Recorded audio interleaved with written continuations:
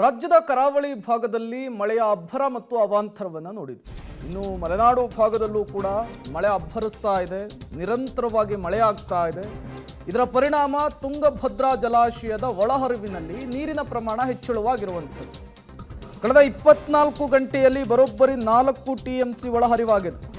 ನಿನ್ನೆ 13.90 TMC ಇದ್ದಂತಹ ನೀರಿನ ಸಂಗ್ರಹ ಇವತ್ತು 18.24 TMCಗೆ ಏರಿಕೆಯಾಗಿದೆ.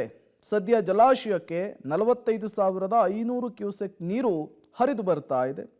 ಸಹಜವಾಗಿಯೇ ಮಲೆನಾಡು ಭಾಗದಲ್ಲಿ ನಿರಂತರ ಮಳೆ ಆಗ್ತಾ ಇರೋದ್ರಿಂದ ಡ್ಯಾಮ್ ಭರ್ತಿ ಆಗ್ತಾ ಇರುವಂತಹದ್ದು. ಡ್ಯಾಮನ್ನೇ ನಂಬಿಕೊಂಡಿರುವಂತಹ ರೈತರಿಗೆ ಸಹಜವಾಗಿಯೇ ಈ ವಿಚಾರ ಸಂತಸಕ್ಕೆ ಕಾರಣವಾಗ್ತಾ ಇದೆ.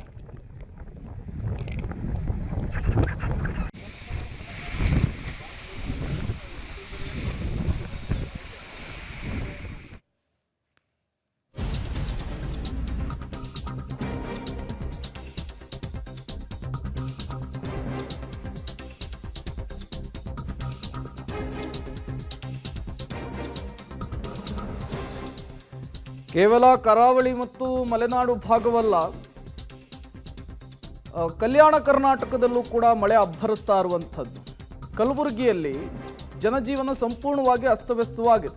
ಕಲಬುರಗಿ ನಗರ ಸೇರಿದಂತೆ ಜಿಲ್ಲಾದ್ಯಂತ ಧಾರಾಕಾರವಾಗಿ ಮಳೆ ಆಗ್ತಾ ಇದೆ. ಪರಿಣಾಮ ಸಿಂಧನೂರು ಗ್ರಾಮದ ಬಳಿಯ ಸೇತುವೆ ಜಲಾವೃತವಾಗಿದೆ.